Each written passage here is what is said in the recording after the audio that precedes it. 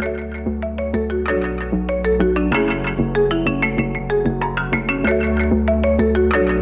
name is Jurlan. I'm a junior. I'm currently at Delta High School. The thing that I mostly like about Delta is that it's probably the first school that I like learning in it. Hello, my name is Eli Durden. I'm in 6th grade in Birmingham, Alabama. One way my school can help me more is the option to do more research and hands-on activities for us to learn more efficiently. What I like most about my school is that my teachers are always there to help me, even on the lunch breaks. What I like most about my school is that we can go on college trips to go visit colleges like CU Boulder. I wish all students had more outdoors time because being cooped up in a classroom is not that comfortable, and it's been proven that taking frequent breaks can help. What I wish was different about my school is that the school hired more staff for better hygiene and for students to respect the school more. If I could change anything about my school, I would change the way we approach and deal with stress. The amount of students I see drowning in schoolwork, sports practices, music rehearsals, social strife, it's insanity. People here seem to almost compete about it. I wish that we paid the teachers more so they can better our education, because if they're being paid more, they'll do more for us and would have a better education and would be able to change the politics and how those countries work with more knowledge that we can obtain from them. School is really just sitting down the kid and talking to them and saying, oh, what are you interested in? What are you talented in? And then really seeing what they can do with those and making themselves be successful in the real world.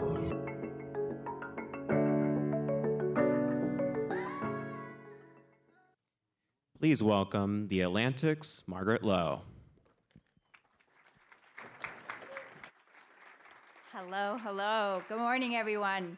I hope that was an inspired way to start the day. I'm Margaret Lowe. I'm president of Atlantic Live, the team that brings the Atlantic's journalism to life on stages across the country. And I am delighted to be here in Washington with all of you and to welcome you to the 5th edition of our Education Summit.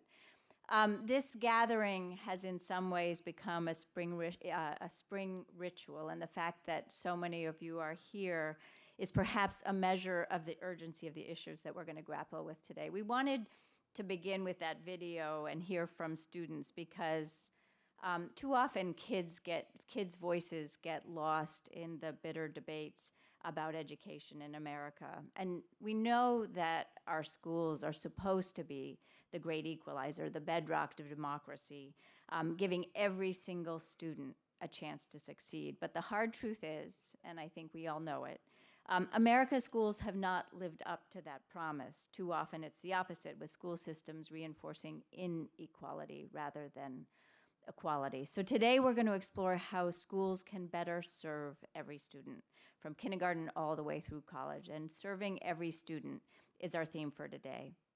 And everybody here knows there are no easy fixes, and there is lots of disagreement on how to tackle the most pressing challenges, and we promise many perspectives across the day. We're going to hear from students who, in 2019, remain in segregated schools. We'll talk about school safety in the wake of yet another spate of school shootings. We'll meet teachers from Arizona to Oklahoma and California who will help us understand why so many educators are walking off the job. We'll talk to a lawyer who's suing Harvard on behalf of Asian American students who say that the admission system is unfair to them. And we'll talk about the future of historically Black colleges and universities, about college admissions and what happens now after the scandal, and much more. And important to us is that all of you are an integral part of the day. So we're going to begin with a quick poll. So here's the first thing that we want to know, is who is in the room with us or watching on the live stream. And answering this question actually requires a cell phone, and I'm assuming most of you have a cell phone, and instead of telling you to turn it off and put it away, I'm going to tell you to take it out. So if you'll indulge me, take out your cell phones and open up to a browser, and then type in Slido. That's S-L-I-D-O. I'm actually still trying to figure out how they came up with the name Slido. But anyway, slido.com. Once again, that's S-L-I-D-O.com. And next type in Atlantic EDU, that's one word. And now on your screen, you should see two options at the top. Is everybody there? Okay, good. Speak up, class, speak up. Questions should be on your left and polls on the right, and we'll be using both features today. But let's start with polls. Tap on polls, and let's answer the first question together. This technology is actually, it works pretty well, and we're going to be using it throughout the day. And we're going to tally your answers live on the screens on either side of the stage. And the first question is this: how would you describe yourself? You can select more than one answer. Would you describe yourself as a student, a parent, an educator or administrator, a principal, a teacher, a tutor, for example, a policy wonk or advocate, nonprofit or business professional, or my favorite category, are you other?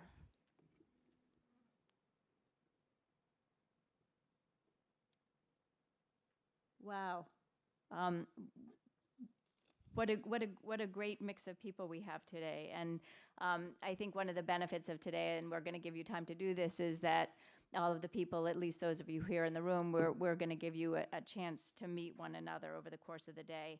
But as we begin, actually knowing who's in the audience gives us some meaningful context for the conversations that are going to unfold. And we're going to be using this technology, as I said, throughout the day, including for question and answers. We're going to leave time for your questions after each session, and you'll actually be able to submit them on your phones during the course of the sessions. And we also hope that you'll join the conversation on Twitter at Atlantic Live, and you can use the hashtag AtlanticEDU. And now I want to take a moment to recognize those who made today possible, and they are the Robert Wood Johnson Foundation, Amgen Foundation, the Bill and Melinda Gates Foundation, the Charles Koch Foundation, College Board, K-12, and VIPKids. Today would not be possible without their support of our journalism, and I want to give them a round of applause. Thank you so, so much. We have a very full day, and so to set the scene for the day and for the brand new chancellor of the DC Public Schools, we have one more question for all of you in the audience, and that is this: how would you rate the public school system where you live? Your options are excellent, good, needs help, or not sure.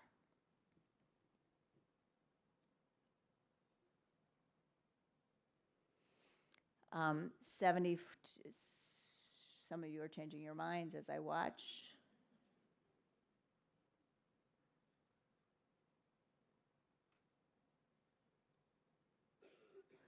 So that's pretty telling. 7% say excellent, and 63% say needs help.